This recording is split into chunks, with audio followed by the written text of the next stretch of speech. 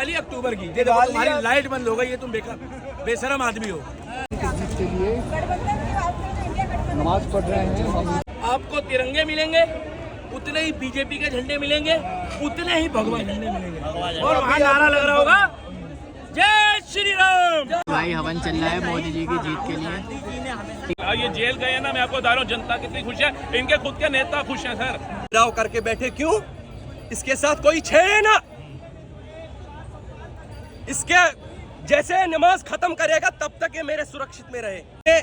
कोई हिंदुस्तानी नजर से देखता है। तो भाई स्वागत है एक और मेरे न्यू व्लॉग वीडियो में। तो भाई मैं दिखाऊंगा आज चांदनी चौक का पूरा मंजर और भीड़ दिखाऊंगा कितनी हो रही है। और ये जो आज का व्लॉग बन रहा है इसलिए बन रहा है, एग्जिट पोल जो आ रहा है चांदनी चौक से बीजेपी या कांग्रेस गठबंधन का, उधर नमाज भी पढ़ी गई है और हवन भी हो रहा है मोदी जी की जीत के लिए। तो आपने अभी जब दिखा दूंगा मैं आपको जो जीत वगैरह के लिए हवन हो रहा है और नमाज़ पढ़ी गई है चांदनी चौक में, किसके लिए कि मोदी जी जीत जाएं, सरकार आ जाए मोदी जी की। तो इस हिसाब से मैं बता दूंगा आपको, अभी पूरा व्यू दिखाऊंगा। 99% यहाँ तो भाई मोदी जी के नारे लग रहे हैं चांदनी चौक में, और एक भाई नमाज भी पढ़ रहा है तो दूसरी तरफ हवन भी हो रहा है। चलो चलते हैं भाई, पूरा भाई का बयान भी मैं रिकॉर्ड करता हूँ, आपको दिखाऊंगा। लास्ट तक बने रहिए, चांदनी चौक से हूँ मैं, और लाइक कर दो जल्दी से। हम भी हनुमान चालीसा पढ़ेंगे, हनुमान जी की जीत, मोदी जी की जीत। 400 पार मोदी सरकार।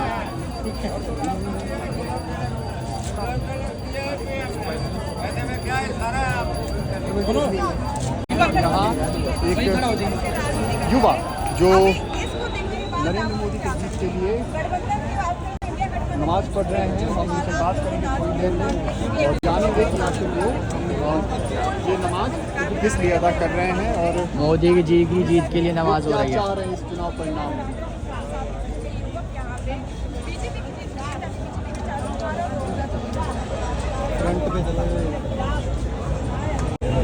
आज अगर मैंने 2 रकात शुक्रान की अदा की है अल्लाह के सामने, अगर मैं झुका तो मैंने बोला हमें चाहिए फिर से नरेंद्र मोदी। क्यों? वाह क्या बात है। इसका कारण ये है, देखो इसका कारण ये है जिस कश्मीर में हमें बताया नहीं जाता था हम किस देश में रह रहे हैं, जिस कश्मीर में हमें ये बताया नहीं जाता था कि आप कश्मीरी हो, जिस कश्मीर में बाहर देख के हमें लाल पीला झंडा दिखता था और वो पाकिस्तान का झंडा कांग्रेस ने वहां पे खड़ा करवाया था, तभी डंके की चोट पे बोल रहे हैं आज अगर हम हिंदुस्तानी का नाम मिल रहा है वो नरेंद्र मोदी के नाम से मिल रहा है। आज अगर हमें कोई हिंदुस्तानी नजर से देखता है तो वो भाजपा सरकार से देखता है। आज अगर हम अपने देश में, आज अगर हम अपने देश का ताज माना जाता है कश्मीर, वो नरेंद्र मोदी की देन से माना जाता है। आज अगर आतंकवादियों का सफाया होता है वो नरेंद्र मोदी की वजह से सफाया होता है। आज अगर टूरिज्म का बढ़ावा होता है वो नरेंद्र मोदी की वजह से बढ़ावा होता है। आज अगर कश्मीर में युवाओं की जान बच रही है वो नरेंद्र मोदी की वजह से बच रही है। आज अगर मैं सुरक्षित फील कर रहा हूं अपने कश्मीर में वो नरेंद्र मोदी की वजह से फील कर रहा हूं। 2014 से पहले मैं बताना चाहता हूं दिल्ली के आवाम को, अगर 2014 से पहले भाजपा सरकार नरेंद्र मोदी इस देश में होते, आज आपको यह लड़का चांदनी चौक में नहीं मिलता, मैं किसी IAS या IPS कुर्सी पे मिलता। लेकिन ये चीज, ये सपने, ये ख्वाब अगर छीनने वाला है तो वो कांग्रेस सरकार है। लेकिन विपक्ष तो यही कह रहे हैं कि नरेंद्र मोदी। और सबसे मैंने जब यहाँ पे नमाज पढ़ी और मेरे साथ कम से कम 20-25 भाई हिंदू भाई गिराव करके बैठे क्यों? इसके साथ कोई छेड़े ना। इसके जैसे नमाज खत्म करेगा तब तक ये मेरे सुरक्षित में रहे। और आप बोल रहे हो, कांग्रेस सरकार बोल रही है इस देश में मुसलमान खतरे में है, चांदनी चौक में आके मैंने नमाज पढ़ी है। अब मैं बोलना चाहता हूं कांग्रेस सरकार को, किसकी हिम्मत है हमारे ऊपर राजनीति करे? वो सपना छोड़ दो जब आप मुसलमानों के ऊपर राजनीति कर रहे थे, वो सपना भूल जाओ। आज मुस्लिम होके बोल रहा हूँ, आजाद हिंदुस्तान, भारत माता की। और सुनो पत्रकार महोदय, जब मैंने शुरू किया यहाँ पे नमाज, अंदर से इंसान को होता है कि यार पहली बार चांदनी चौक में कोई बीच रोड पे नमाज पढ़ने जा रहा है। और मैं कश्मीरियों को बोलना चाहता हूँ, कश्मीरियों जो 5% वहां पे बचे हुए हैं, जो कश्मीरी के ऊपर अभी भी कत्लेआम करवा रहे हैं, सुधर जाओ, मौका है, सुधर जाओ। 4 तारीख के बाद नजर नहीं आओगे, 4 तारीख के बाद नजर नहीं आओगे। वो कश्मीर नहीं रहा, वो मुस्लिम नहीं रहा जो जिस मुस्लिम को इस देश में दबाया जाता था। ये देश किसी बाप का देश नहीं है, ये देश है 140 करोड़ लोगों का देश। बहुत बढ़िया। विपक्ष का सबसे बड़ा आरोप यही है ना नरेंद्र मोदी पे कि वो मुस्लिमों को दबा रहे हैं, मुस्लिमों को उनका हक नहीं दे रहे। मुझे बता दें चुनाव में पत्रकार महोदय, मैंने चांदनी चौक में आके नमाज अदा की है, किसी ने मुझे कुछ बोला? किसी ने मुझे कुछ बोला? मुझे बताइए पत्रकार महोदय, अगर मैंने यहाँ पे नमाज अदा की तो मैं शुक्र पहले अल्लाह ताला से, उसके बाद अगर मैं इसका दर्जा देता हूँ नरेंद्र मोदी को देता हूँ, जिसने इतनी हिम्मत हम में रखी, एक मुसलमान में और एक कश्मीरी में, कि आप चांदनी चौक या बम्बई किसी भी जगह नमाज पढ़ सकते हो। और आप बोल रहे हो कि मुसलमानों को दबाया जाता है। अगर पूरे वर्ल्ड में मुसलमान सेफ है तो अपने भारत में सेफ है, अगर मुसलमान सेफ है तो अपने इंडिया में सेफ है, अगर मुसलमान सेफ है तो दिल्ली में, कश्मीर में, बम्बई में, हर जगह सेफ है। ये बातें आप भूल जाओ।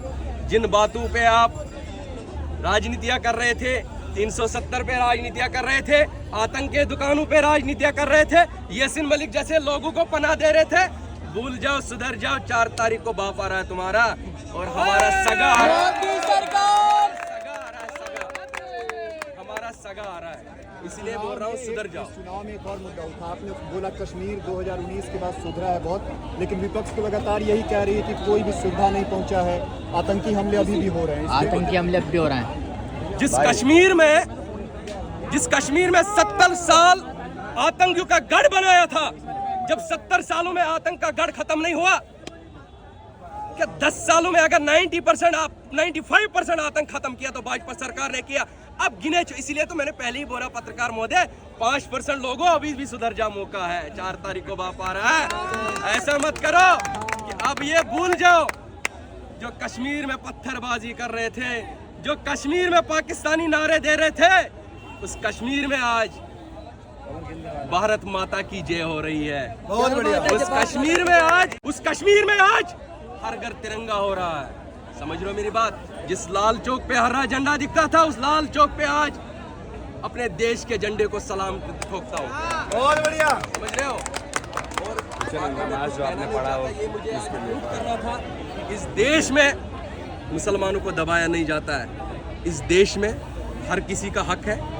ये देश किसी बाप का नहीं है, देश है 140 करोड़ लोगों का देश है। बाकी जो इस पे राजनीतियां कर रहे हैं उनको बोलो टिकट काटो, अभी भी मौका है, अभी 10-20 घंटे बचे, भाग जाओ। बहुत बढ़िया, बहुत बढ़िया भाई। एक तरफ नमाज और एक तरफ हवन भी दिखा दूं मोदी जी की जीत के लिए। देखो एग्जिट पोल को अपमान करने का काम किया। हाँ, वो कह रहे हैं साफ तौर पे कि ये जो एग्जिट पोल का रिपोर्ट आया है, ये एग्जिट पोल का रिपोर्ट नहीं, ये मोदी रिपोर्ट है। हाँ, ये इनकी नई आदत नहीं है, पुरानी आदत है। अच्छा, ईवीएम के बहाने ये जनता के मत का अपमान करते हैं। हाँ, रिपोर्ट जो एग्जिट पोल है, जो जिस तरह से दिन रात एजेंसियां या न्यूज रिपोर्टर या आप लोग चुनाव के दौरान इतनी गर्मी में जो है सर्वे करके लाए, ये उसका अपमान कर रहे हैं। देख सकते हो भाई, हवन चल रहा है मोदी जी की जीत के लिए।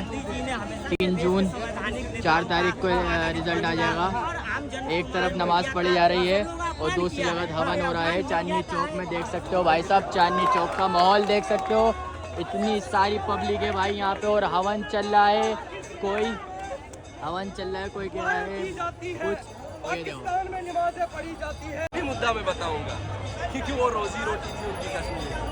अब वो अपना था शुपैया में, तब किसकी सरकार थी पपुआ? तब कांग्रेस की सरकार थी और वो केस दबाया गया। आज सेना, हम मिलके खाना खाते हैं और वो सेना की बात करता है। जो सेना पे उंगली उठाएगा उसकी आंख नोचूंगा मैं। समझ रहे हो?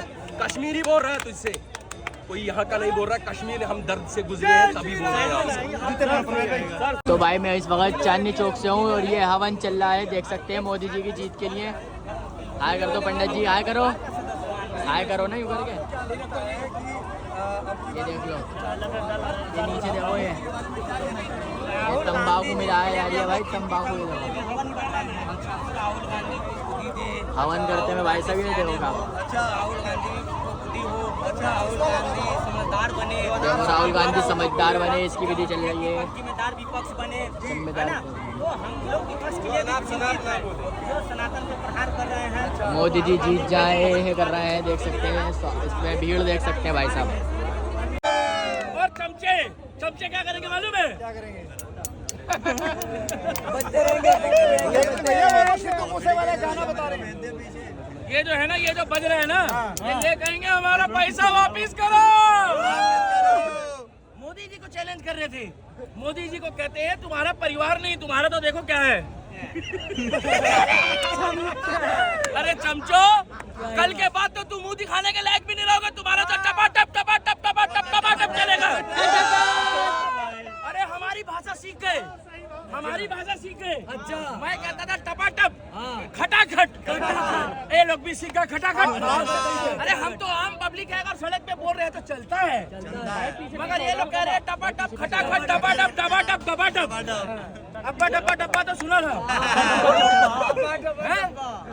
आपसे सीखा ये और किससे सीखा है?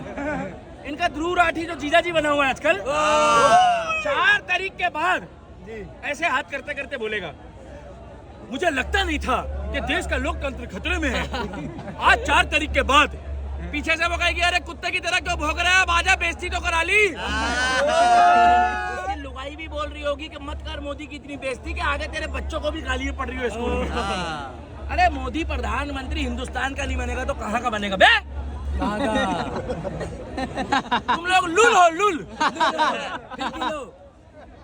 और तुम्हारे लिए तो नई गाली बनाई है। कौन सी? तुम लोग सुगर हो। सुगर खुल के नहीं बोल पा रहा। आप इनको थोड़ा दूर करो। सुगर, ये थोड़ा सुगर, क्योंकि इसी चक्कर में 250 साल देश गुलाम रहा है। मना कर रहा हूँ ना, खुल के मत बोलो। भैया देश में जो राम को लाए थे हम उनको लाएंगे, और 24 में फिर से भगवा लगाएंगे। अब जिसको भगवे से दिक्कत है उसको बोलो हिंदुस्तान छोड़ के बॉर्डर पार करके, भैया रुक जाओ, भैया रुक जाओ, हिंदुस्तान छोड़ के तारों के नीचे से बजरंगी भाईजान इंतजार कर रहा है। ठपाटप ठपाटप ठपाटप ठपाटप ठपाटप 400 पार हो रहा है। पीओके भी आने वाला है, कह दिया पीओके हमारा नहीं है, पाकिस्तान ने कह दिया फटी पड़ी है भाई साहब उनकी। सही बताओ। ऐसे नहीं, बिल्कुल चिर हो रही है। ये खबर कहाँ से आ गई आपको? अरे वहाँ के मीडिया चैनल पे बोल दिया कोर्ट में, कल इस्लामाबाद लाहौर कोर्ट में, हाई कोर्ट के पीओके हमारा हिस्सा नहीं है, वो विदेशी धरती है। तो कब तक आने की उम्मीद करते हैं? अब अमित शाह जी बताएंगे, हमें क्या मालूम भाई साहब। आप बड़े अंदर की बात बता देते हैं क्या? अंदर की बात तो मलिका शेरावत बताएगी, मियां खलीफा बताएगी, राहुल तो मियां खलीफा बताएगी। हम लोग तो भैया देखो लाल किला सामने दिखा दो भैया जरा एक बार। ध्रुव राठी चिरकुट एक बार आ जाइए और इंडिया गेट पे है अपनी मुंह करा लियो, साफ करा कर आइयो सब कुछ अपना। बड़ा उल्टा सीधा बोलता है, विदेश नीति, कूटनीति। अब आपको मैंने बोला था कि एक दिन पहले बताऊंगा ईवीएम। ये लोग कहते हैं मोदी जी ने हैक कर ली। पहली बार मोदी जी कौन से सन में प्रधानमंत्री बने थे? 2014। उससे पहले किसकी सरकार थी? मनमोहन सिंह ने ईवीएम हैक कैसे नहीं करी? 2014 में मोदी जी से ईवीएम कैसे हैक कर ली पहले बताओ। हम ईमानदार भाई साहब मेरे को बोलने दो, हाथ जोड़ के। 14 में किसकी सरकार थी मोदी जी से पहले? मनमोहन सिंह। अगर मोदी जी की सेटिंग थी तो सरकार में तो थे नहीं। तो 14 में पहली बार मोदी जी की सरकार, ईवीएम जब उनके पास हैकिंग मशीन थी नहीं, तो 14 में कैसे हैक हो गई ये बताओ। बहुत बढ़िया, वाह भाई वाह। भैया गलत बोल रहा हूँ? सही बात, 100% सही बात। अरे 14 में हैक कैसे हो गई मैं पूछ रहा हूँ। और अगर तुम देते कि तुम्हारा मोए मोए हो गया, सीधी बात भाई साहब जनता ने वोट दिया है क्या? जनता ने। अब तुम पूछोगे कि भैया कल इलेक्शन का नतीजा आना है, आज फिर वोट करवा लो, करवा लो। भैया 2024 में किसने मोदी जी को वोट दिया? हाथ उठा लो। अब फिर तुम पूछोगे ईवीएम हैक हो गई। ये तो ऑन कैमरा है कोई। अरे मेरे भाई ये सब बकवास बकलोली करने से कुछ नहीं होगा। कुछ लोग ना वहीं लटकने के लिए रहते हैं, ये 12 महीने वहीं लटके रहेंगे और आपस में बसते रहेंगे क्या। और ये किसी काम के नहीं है, क्योंकि ये करण जौहर है। समझ गए। और हम लोग सन्नी देओल हैं। क्या ये कागज के टुकड़े में मोहर नहीं लगे थी कि नरेंद्र मोदी तीसरी बार क्या प्रधानमंत्री नहीं बनेगा। सकीना के साथ साथ मुस्कान भी आ गई और अभी गदर 3 आने वाली है। इधर मोदी जी आ रहे हैं, इधर गदर 3 आ रही है। एक बार मैं कह रहा हूँ उसमें योगी जी को एंट्री दे दो गदर 3 में। पाकिस्तान में समझ लो फुल पाकिस्तान को बवासीर हो जाएगी। सच्ची बोल रहा हूं। क्या अरे छेद वेद की बात काहे कर रहे हो तुम? छेद ही लाओ क्या? अच्छा वाला माहौल चल रहा है तो भैया कल लूल होने वाली कही होगी। मोए मोए कल बेचारे मोए मोए ये कल सारे चमचे कह रहे होंगे मैं दुनिया लुटा दूंगा राहुल गांधी तेरी चाहत में। उधर से वो कहेगा एक कोना छोड़बो। क्या अरविंद केजरीवाल जेल में बैठे बैठे पूछ रहा होगा मोदी आ गया, मोदी आ गया क्या, मोदी आ गया।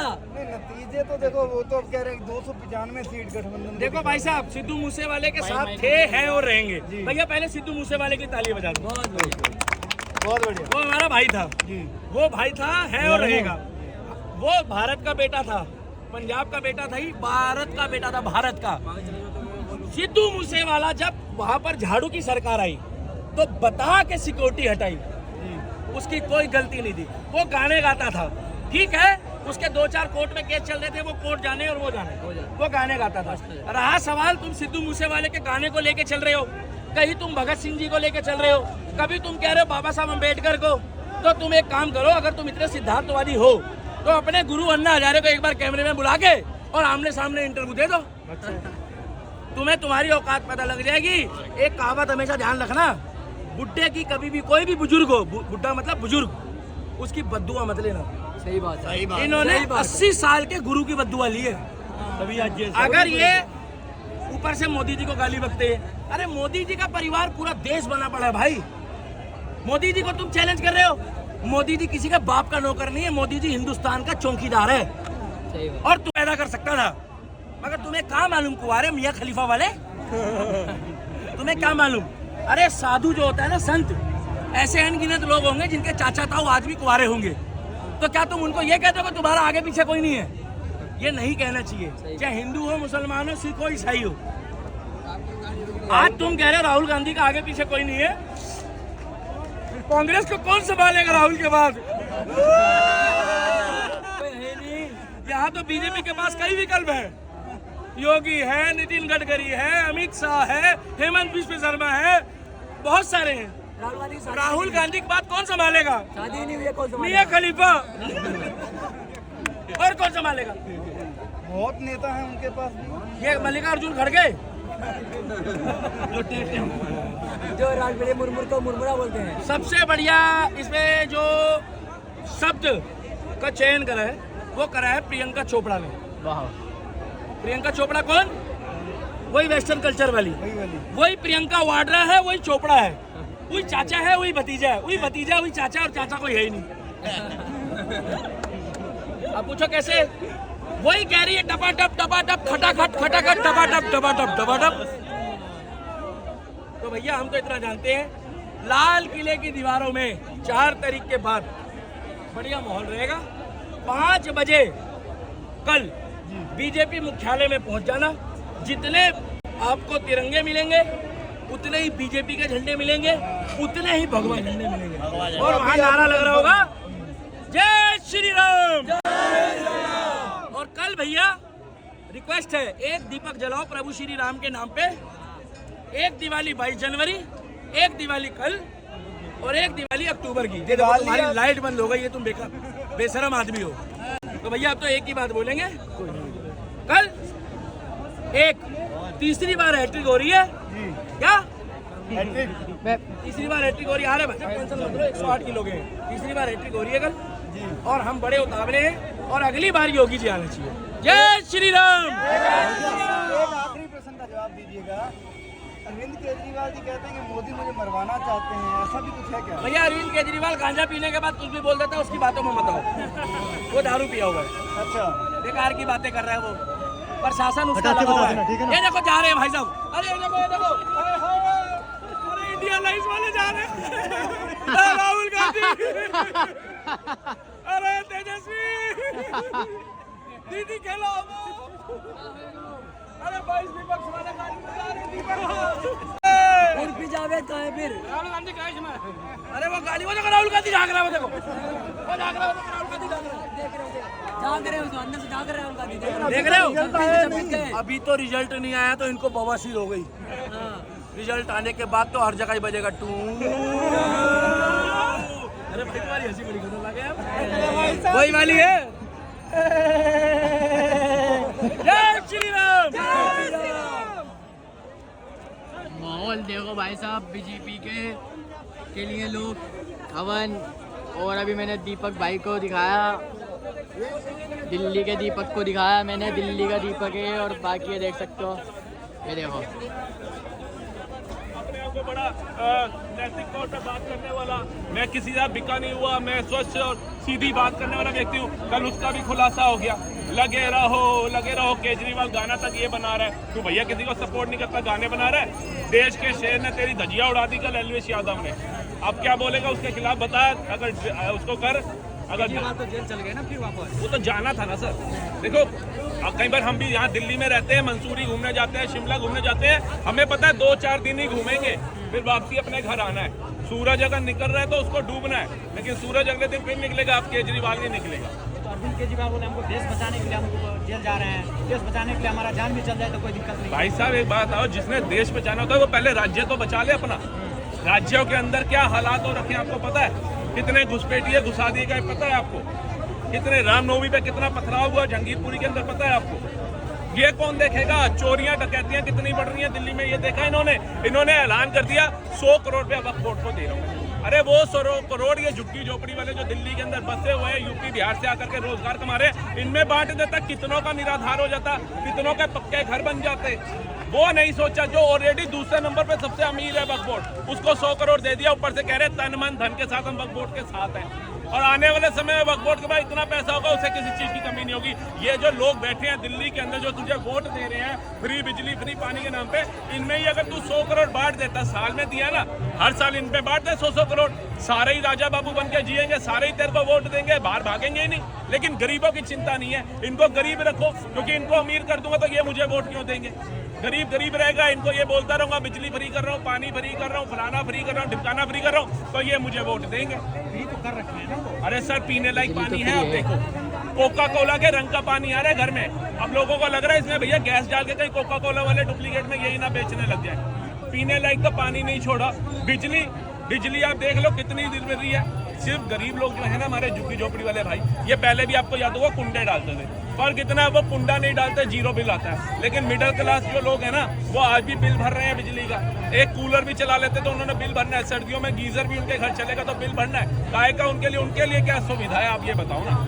जो भाई बंधु बिहार यूपी से यहाँ रोजगार के लिए आए हैं उनको तो सुविधा है, क्योंकि भैया झुग्गी का किराया भी तो दे रहे हैं, उनका झुग्गी का किराया भी फ्री करा दो बेचारों का। 2-2, 3-3 हजार मरे थे, मेरा झुग्गी का किराया होगा, फ्री करा दो। 100 करोड़ बांट रहे हो, छोटे छोटे घर बनवा दो सरकारी जमीन के ऊपर। वो नहीं करेंगे, वो नहीं करना। फिर क्या मूर्ख बनाने वाली बात कर रहे हैं? वो बसें आए दिन तो जल रही हैं। अब तो गर्मी में छोड़ो, सर्दियों में इनकी बसें जल रही हैं। अभी मैं थोड़े दिन पहले देख रहा था, धन्यवाद बीजेपी वालों का करना चाहिए, इनकी बस खराब हो गई, बीजेपी वाले धक्का लगा करके आगे कर रहे थे। वो जमीनी स्तर पे काम कर रहे थे। क्या नई बसें इन्होंने ली? क्या ये चलती फिरती मौतें दौड़ रही हैं? ब्लू लाइन होती थी खतरा, आजकल ये है देखती नहीं है, कैसे ठा करते भगाते हैं। फिर पीछे लिख दिया इन्होंने मैं लाइन में चल रहा हूँ। ये ऐसी लाइन में चलते हैं, किसी को लेफ्ट मुड़ना है वो मुड़ ही नहीं पाता। क्या करेंगे? दिल्ली की दुर्दशा बदहाल कर दी गई है। अब सही हो जाएगी भाई, बदहाल से भी बदहाल। ये जेल गए हैं ना, मैं आपको बता रहा हूँ जनता कितनी खुश है। इनके खुद के नेता खुश हैं सर, वो खुद सोच रहे हैं ये जाएगा तो हम ऊपर आएंगे ना। अभी भी देखो। और भाई मेरा मकसद व्लॉग बनाने का दिल ही नहीं था, आज बस देख के व्लॉग बना दिया। मैं तो व्लॉग ऐसे करके बनाता हूँ, टेढ़ा करके, आज सीधा बना रहा हूँ। तो लाइक कर दो, शेयर कर दो, सब्सक्राइब कर दो। मिलते हैं आपको न्यू वीडियो में।